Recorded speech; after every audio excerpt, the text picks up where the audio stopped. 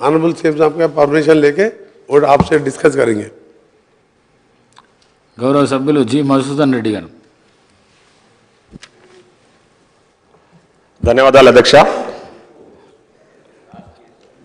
మా దేవరకద్ర నియోజకవర్గానికి సంబంధించి అధ్యక్ష ముఖ్యంగా విద్యా వైద్యానికి సంబంధించి గతంలో పూర్తిగా నిర్లక్ష్యానికి గురైంది। ముఖ్యంగా మా దగ్గర 2009లో మాజీ ముఖ్యమంత్రి గారు కేసీఆర్ గారు మా దగ్గర ఎంపీగా పోటీ చేసినప్పుడు నా సొంత మండలంలో అధ్యక్ష చిన్నచింతకొండ మండలంలో 2009లో జూనియర్ కాలేజ్ ఏర్పాటు చేస్తామని ఆ రోజు ప్రామిస్ చేసింది అధ్యక్ష। కానీ గత 10 సంవత్సరాలుగా మా దగ్గర జూనియర్ కాలేజ్ ఏర్పాటు చేయలేదు। అదేవిధంగా దేవరకద్ర నియోజకవర్గంలో అధ్యక్ష ఎక్కడ కూడా ఒక దగ్గర డిగ్రీ కాలేజ్ లేదు అధ్యక్ష।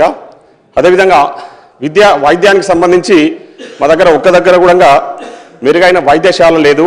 దానికి సంబంధించి మీ ద్వారా గౌరవ ముఖ్యమంత్రి గారికి సంబంధిత హెల్త్ మినిస్టర్ గారికి నేను విజ్ఞప్తి చేస్తా ఉన్నది ఒకటే అధ్యక్ష, గత ప్రభుత్వం ఎన్నికల ముందు అడావిడిగా ఒక ప్రొసీడింగ్ తీసుకొచ్చేసి 100 బెడ్ హాస్పిటల్ అని చెప్పేసి ఏదో శంకుస్థాపన చేసిరు అధ్యక్ష। కానీ దానికి సంబంధించిన పూర్తి అనుమతులు లభించలేదు।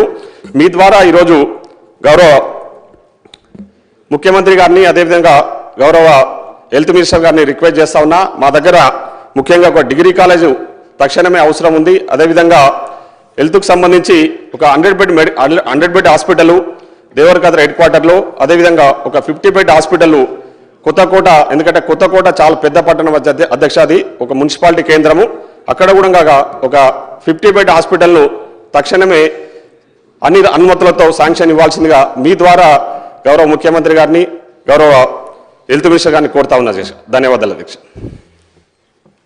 గౌరవ సభ్యులు చెప్పింది నోట్ చేసుకున్నాం అధ్యక్ష।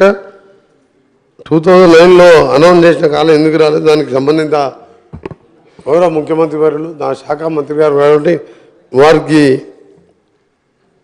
చెప్పడం చెప్తుంది। ఇంకోటి ఈ హాస్పిటల్ విషయంలో కూడా 100 బెడ్ హాస్పిటల్ విషయంలో కానీ కొత్తకోటలో 50 బెడ్ హాస్పిటల్ కూడా నోట్ చేసుకున్నాం అధ్యక్ష, తప్పకుండా చర్యలు చేపడతాం। గౌరవ పల్లా రాజేశ్వర రెడ్డి గారు। అధ్యక్ష ధన్యవాదాలు।